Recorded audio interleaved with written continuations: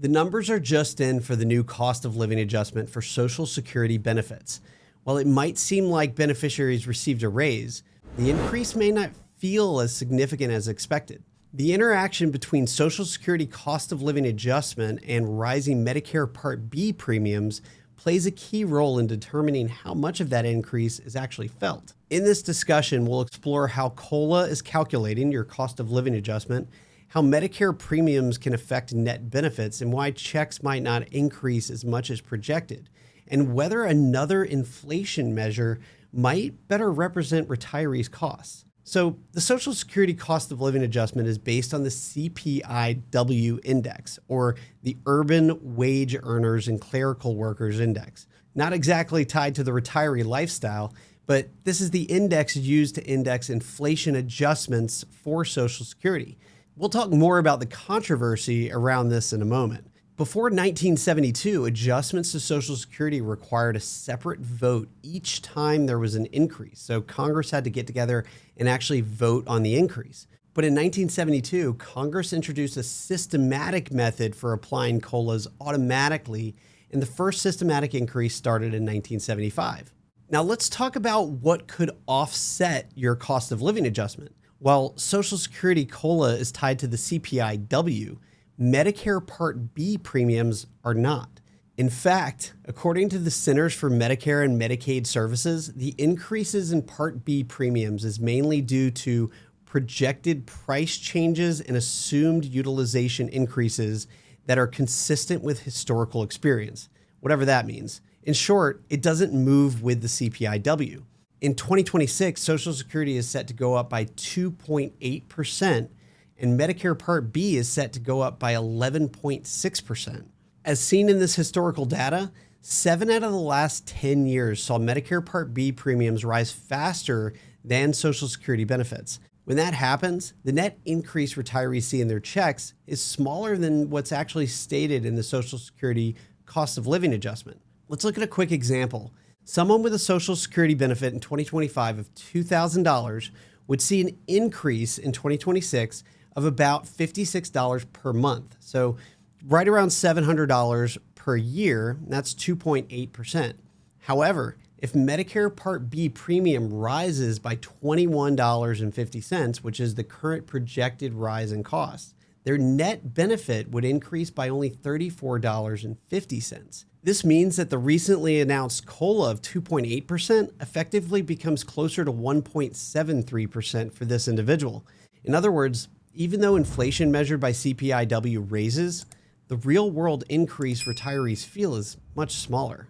Now, CPI-W does include healthcare, but it represents only a limited portion of the index. For example, healthcare has a weighting of about 7% in the CPI-W, and Medicare premiums would only account for a small fraction of that.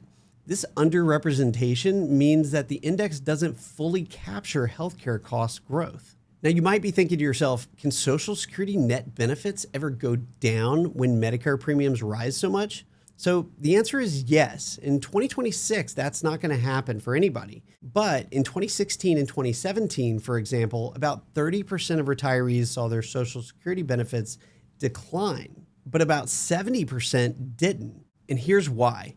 In 1988, Congress added a provision to the law that prevents Medicare Part B premium increases from decreasing Social Security checks. But this is only if you qualify for that provision.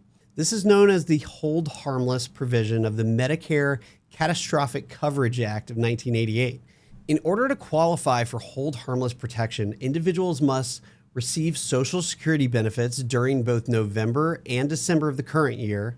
They must have their Part B premium deducted directly from their Social Security check in December and January, and not be subject to IRMA surcharges, which are income-related monthly adjustment amounts that are Medicare premium surcharges if you make over a certain amount.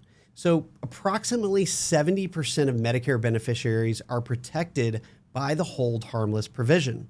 However, you do not qualify if you're a new Medicare enrollee with no Social Security deduction history. Individuals who enrolled in Medicare but are deferring Social Security, of course, and then high income earners who are subject to IRMA, the income-related monthly adjustment amount.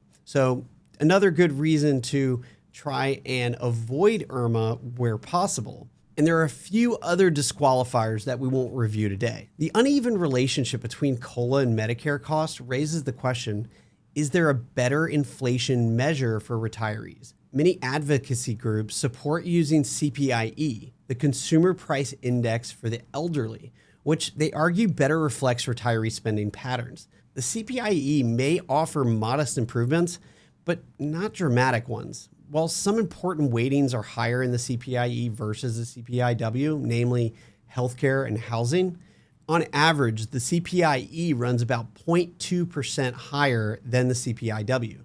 So while CPI-E isn't released at the same time as CPI-W because it's more of an experimental index, if we assume that it's 3%, 0.2 higher than CPI-W, then the actual benefit increase retirees receive may lag behind even more. So although Social Security recipients will technically see their check increase, the key question is whether or not these adjustments truly preserve purchasing power. I'd love to hear your thoughts in the comments. The interplay between COLA, Medicare premiums, and differing inflation measures highlights the ongoing challenge of maintaining real income stability in retirement. My name is Zach Morris, and I'm a certified financial planner and founder of Pace's Ferry Wealth Advisors. Thanks for watching today.